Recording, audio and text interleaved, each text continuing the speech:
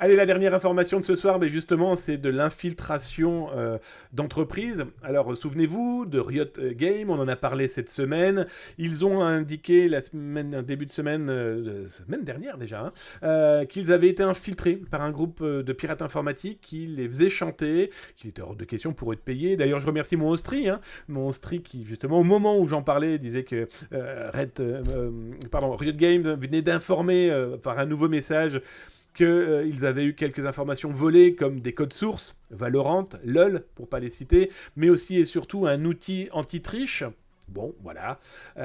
Communication super claire, super précise. D'ailleurs, si ça vous intéresse d'en savoir beaucoup plus de tout le suivi de cette affaire et de ce qui va peut-être potentiellement arriver demain, dans 15 jours, dans 3 semaines ou dans un mois, vous pourrez tout suivre ça. Donc vous retrouvez ça sur Twitch, bien sûr. Là, si vous êtes en live tous les soirs de 19h à 20h. Et sur YouTube, là, dans le descriptif, en dessous, après avoir cliqué sur le petit pouce et le petit cœur et laissé un petit message.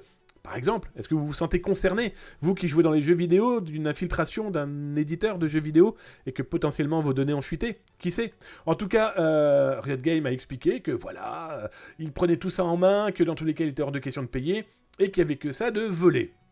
Alors, je vais vous montrer une exclusivité ce soir.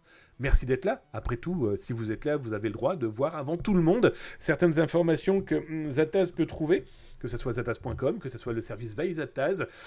Donc, un pirate informatique, aujourd'hui, est en train de proposer à la vente, dans un lieu que je ne citerai pas, c'est pas Telegram, ça y ressemble, on est d'accord? En tout cas, dans un lieu où il dit très clairement, voilà les amis, je vous vends les codes sources de League of the Legends, je vous vends aussi le Pac-Man, qui est en fait les anti-cheats de Riot Games pour justement LoL, League of Legends, mais aussi Valorant. Il le vend, je suis en contact avec lui, sous différents pseudos. C'est sous une forme d'action. En gros, celui qui donnera le plus remportera le package. Alors, du fake news, du bluff, du vrai. Le mec est connu. Il est connu dans son milieu. Il n'est pas à ses premières ventes, il n'est pas à ses premières exfiltrations de données.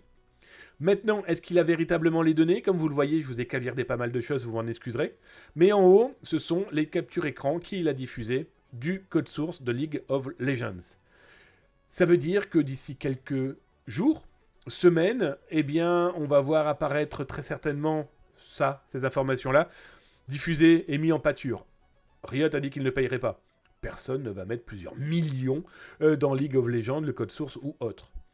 Que certaines mettent plusieurs centaines de milliers de dollars pour acheter potentiellement les anti-cheats de ces deux jeux-là, pourrait permettre, et je vais clairement les citer, à des groupes chinois de fabriquer des cheats pour des jeux vidéo. D'ailleurs, dans l'article que je vous ai diffusé là sur Twitter, sur Twitch, mais aussi sur YouTube, vous avez une vidéo que j'ai prise d'un cheater chinois qu'on a suivi, qu'on a défoncé sur Call of Duty. Mais surtout, on a réussi à le retrouver sur TikTok. Et donc, du coup, pendant qu'on le défonçait, on a pu le filmer en temps réel. Vous allez voir,